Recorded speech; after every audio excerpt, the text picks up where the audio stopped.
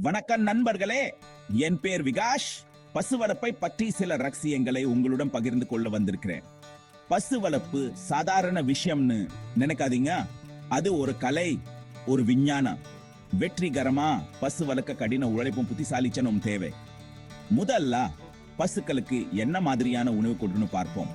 ஆரோக்கியமான பசுக்கள் தான் அதிக பால் தரும். அதனால பயிர், புல், தீவன இவற்றை சரியான அளவில் பசுக்களுக்கு கொடுக்கணும். அடுத்து பசுக்களோட நலனை கவனிக்கணும். அவங்க உடல்நிலை சரியா இருக்கான்னு அடிக்கடி பரிசோதிக்கும். கால்நடை மருத்துவரோட ஆலோசனையை பின்பற்றுங்க.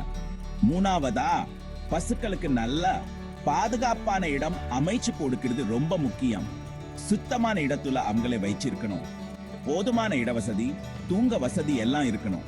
நாலாவதா, இனப்பெருக்கம் ரொம்ப முக்கியமான விஷயம். நல்ல இனப்பெருக்கம் இருந்தா நம்பிக்கை தரும் புது தலைமுறை பசுக்கள் உருவாகும். அது மூலம் லாபமும் அதிகரிக்கும். கடைசியா, பசு வளர்ப்புள்ள தொழில்நுட்பத்தை பயன்படுத்துங்க. புது புது கருவிகள், முறைகளை கத்துக்கோங்க. அது உங்க உழைப்பை எளிதாக்கும். இந்த வழிமுறைகளை பின்பற்றினா நீங்களும் வெற்றிகரமான பசு வளர்ப்பாளராகலாம். கடின உழைப்புக்கு நல்ல பலன் கிடைக்கும். நன்றி. உங்க கருத்துக்களை கீழே கமெண்ட்ல பகிர்ந்துக்கோங்க. வணக்கம் நண்பர்களே. இந்த பகுதியில் கால்நடை வளர்ப்பில் கிடைக்கும் லாபம் பற்றி பார்க்க போறோம். லாபம் என்பது கால்நடைகளை விற்பதன் மூலம் கிடைக்கும் வருமானத்துக்கும் அவற்றை வளர்ப்பதற்கு ஆகும் செலவிற்கும் உள்ள வித்தியாசம் ஆகும். லாபத்தை அதிகரிக்க விவசாயிகள் தங்க செலவுகளை திறம்பட நிரூபிக்க வேண்டும். அதுடன் கால்நடைகளின் ஆரோக்கியத்தையும் உற்பத்தி திறனையும் உறுதி செய்ய வேண்டும். முதலில் செலவுகளை பகுப்பாய்வு செய்வோம். தீவனம், கால்நடை மருத்துவ சேவைகள், வீட்டு வசதி மற்றும் பராமரிப்பு ஆகியவை இதில் அடங்கும். இந்த செலவுகளை கட்டுப்படுத்துவதன் மூலம் விவசாயிகள் லாபத்தை ஈட்ட முடியும். உதாரணமா, தீவனத்தை மொத்தமா வாங்குவதன் மூலம் செலவுகளை குறைக்கலாம். அதே போல கால்நடைகளுக்கு வழக்கமான மருத்துவ பரிசோதனைகள் செய்வது பிக்கலுக்கு ஏற்படக்கூடிய விலை இந்த சிகிச்சைகளை தடுக்க உதவும்.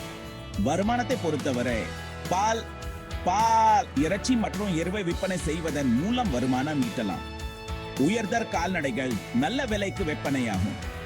எனவே கால்நடைகளின் ஆரோக்கியத்தையும் நல்வாழ்வையும் பராமரிப்பது மிகவும் முக்கியம். மேலும் பாலாடை கட்டி அல்லது போன்ற மதிப்பு சூட்டப்பட்ட பொருட்களை விற்பனை செய்வதன் மூலம் வருமானத்தை அதிகரிக்கலாம். இவ்வாறு வருமானத்தை பல்வேறு வழிகளில் பெறுவதன் மூலம் லாபத்தை கணிசமா மேம்படுத்த முடியும்.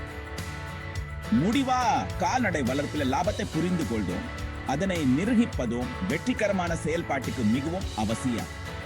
செலவுகளை குறைவாகவும் வருமானத்தை அதிகமாகவும் வச்சிருப்பதன் மூலம் விவசாயிகள் நிலையான மற்றும் லாபகரமான வணிகத்தை உறுதி செய்ய முடியும். பார்த்ததற்கு நன்றி. உங்கள் கருத்துக்களை கீழே பகிர்ந்து கொள்ள மறக்காதீர்கள்.